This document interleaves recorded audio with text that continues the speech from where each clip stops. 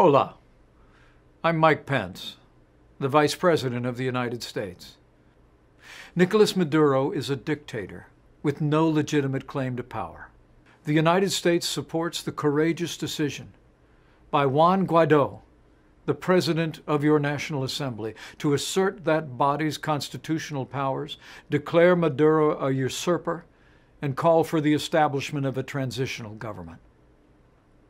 Estamos con ustedes. We are with you.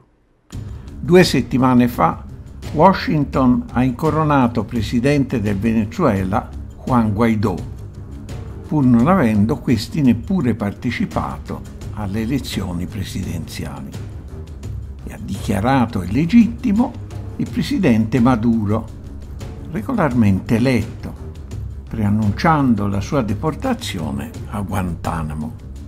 La scorsa settimana Washington ha annunciato la sospensione USA del trattato INF, attribuendone la responsabilità alla Russia, e ha in tal modo aperto una ancora più pericolosa fase della corsa agli armamenti nucleari.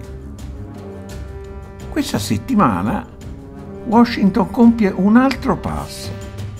La NATO sotto comando USA si allarga ulteriormente con la firma il 6 febbraio del protocollo di adesione della Macedonia del Nord quale 30° membro.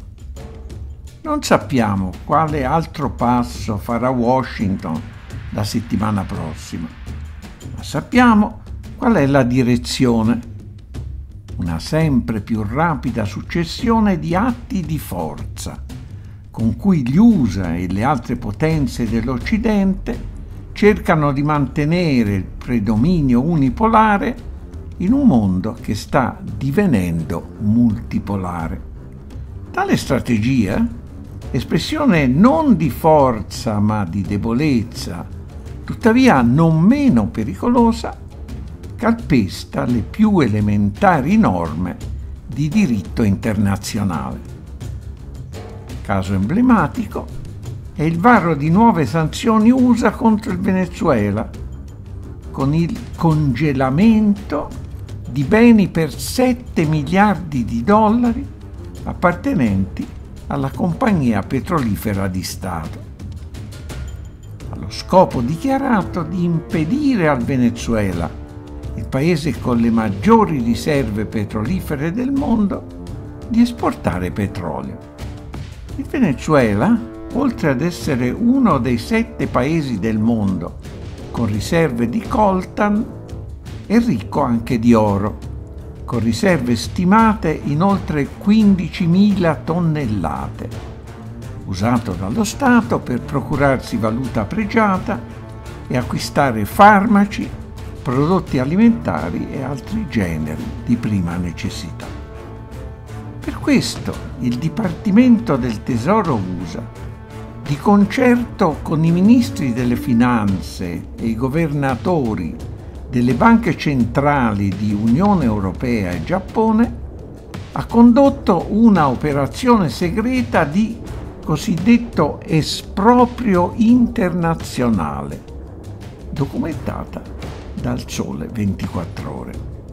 Il Dipartimento del Tesoro USA ha sequestrato 31 tonnellate di lingotti d'oro appartenenti allo Stato venezuelano, 14 tonnellate depositate presso la Banca d'Inghilterra, più altre 17 tonnellate trasferite a questa banca dalla tedesca Deutsche Bank, che li aveva avuti impegno a garanzia di un prestito totalmente rimborsato dal Venezuela in valuta pregiata.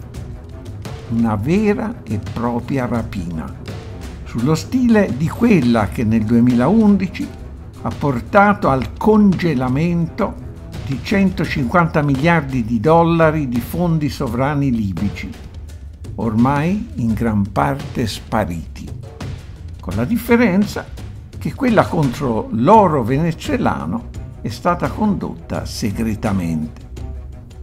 Lo scopo è lo stesso: strangolare economicamente lo Stato bersaglio per accelerarne il collasso, fomentando l'opposizione interna e, se ciò non basta, attaccarlo militarmente dall'esterno.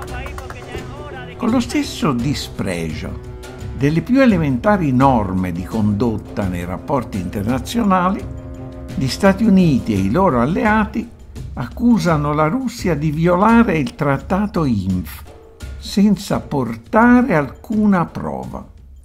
Gli Stati Uniti e i loro alleati allo stesso tempo ignorano le foto satellitari diffuse da Mosca, le quali provano che gli Stati Uniti avevano cominciato a preparare la produzione di missili nucleari proibiti dal trattato in un impianto della Raytheon 2 anni prima che accusassero la Russia di violare il trattato.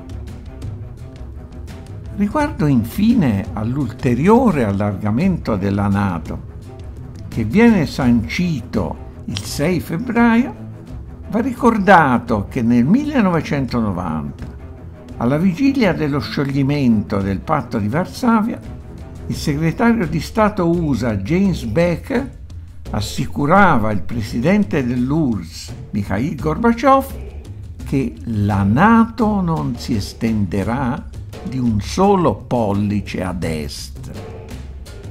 In 20 anni, dopo aver demolito con la guerra la federazione jugoslava, la NATO si è estesa da 16 a 30 paesi, espandendosi sempre più ad est verso la Russia.